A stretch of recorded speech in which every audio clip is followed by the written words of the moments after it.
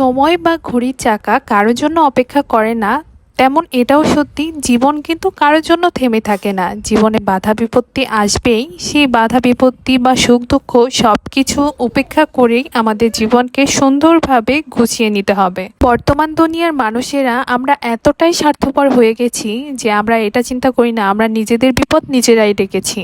কারণ নৃশংসভাবে পরিবেশের গাছগুলোকে কেটে বিভিন্ন রকমের কলকারখানা, বড় বড় ভবন তৈরি করে আমাদের পরিবেশের জন্যই কিন্তু একদম হুমকি স্বরূপ হয়ে পড়েছে।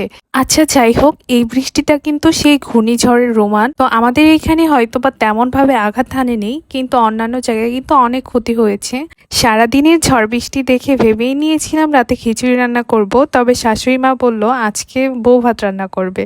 আর এইদিকে আমরা দুই যা মিলে ভর্তা বানিয়ে নিয়েছিলাম, কালো জিরা, চিংড়ি শুটকি এবং তিসি ভর্তা। ভর্তাটা কিন্তু মোটামুটি হয়েছিল, বেশি ভালো লাগেনি। এবং শাশুড়ি মাও এদিকে বউ ভাত রান্না করে নিয়েছে। আমরা আবার ডিমও ভেজে নিয়েছিলাম দেওরের জন্য এবং ফাহিমের জন্য।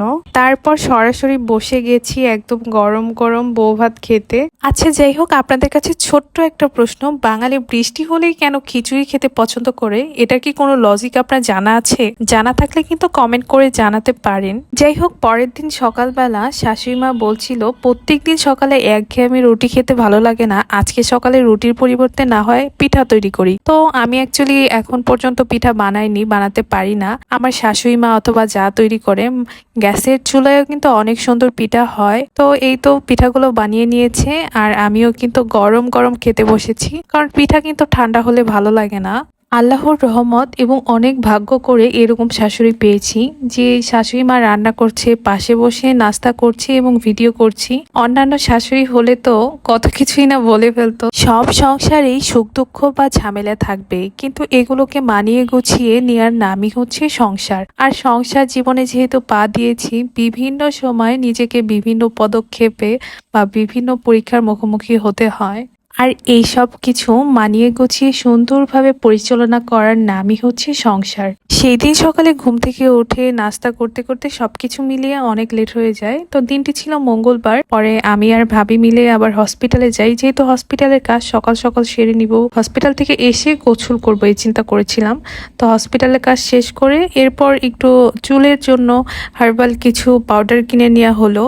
তারপর বাস স্ট্যান্ড থেকে বাসায় আসার পথে টাউনে নেমে পড়েছিলাম কিছু কেনাকাটা করার জন্য, সেটা নোরামনির জন্য। নোরামনির জুতা কিনবো, তাই বিভিন্ন দোকান ঘুরছিলাম। বাচ্চাদের জুতা অ্যাকচুয়ালি রোজার ঈদের গুলোই উঠেছে, তারপরও দেখে দেখে ওর জন্য জুতা কিনে নিলাম। এবং ড্রেসের দোকানে যে এবার ঈদে কেমন টাইপের ড্রেস এসেছে তাই একটু দেখছিলাম। এবার ঈদে প্ল্যানিং আছে যে নর্মাল সুতির ড্রেস কিনে নিব, যেহেতু কোরবানি ঈদের দিন কোথাও বের হওয়া হয় না। সেই দিন যেহেতু কোনো কিছু কেনার উদ্দেশ্যে যাইনি, হসপিটালে গিয়েছিলাম, তাই হসপিটালে যেয়ে সব টাকা খরচ হয়ে গেছে, তাই আর কিছু কেনা হয়নি। যাই হোক, আজকে কিন্তু এই পর্যন্তই। দেখা হবে আবারও নেক্সট কোনো ব্লগে। সে পর্যন্ত ভালো থাকবেন সবাই। আল্লাহ হাফেজ।